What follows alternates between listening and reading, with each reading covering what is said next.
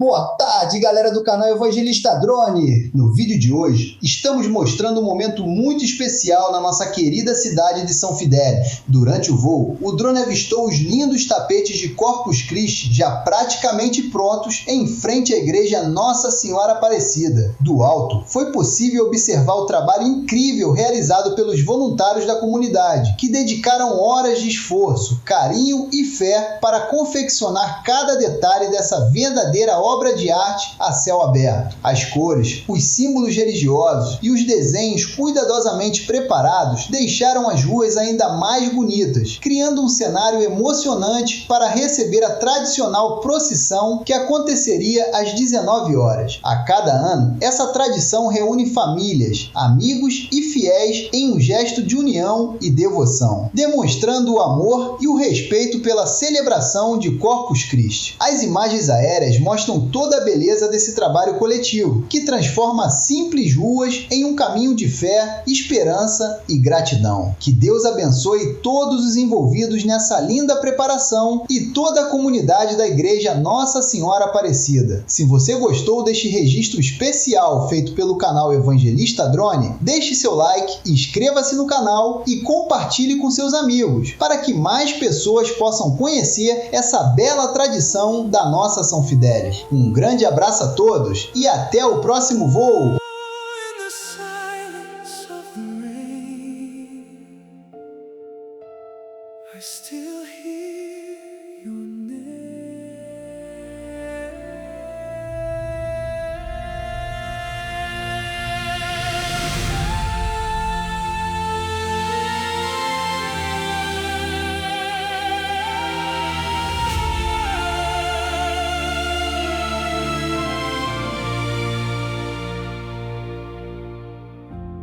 Walked alone through frozen skies, searching for the light inside your eyes. Every shadow called your memory, like a ghost that never sets me free. The moon was crying silver flames, while my heart kept whispering your name. And every star above the sea still belongs to you and me. Can you hear me through the storm? Can you feel the soul still warm? Even worlds apart tonight, you're the fire in my life. And I will fly beyond the night to hold your heart against the sky. No distance can erase this flame.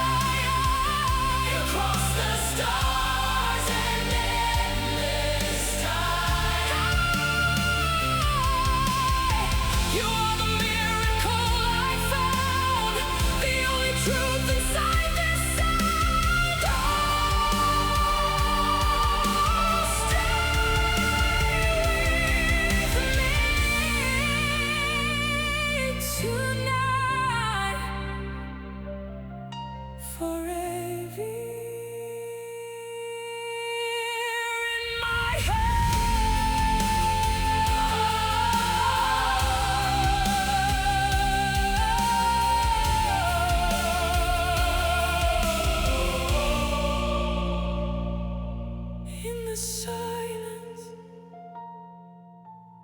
I still hear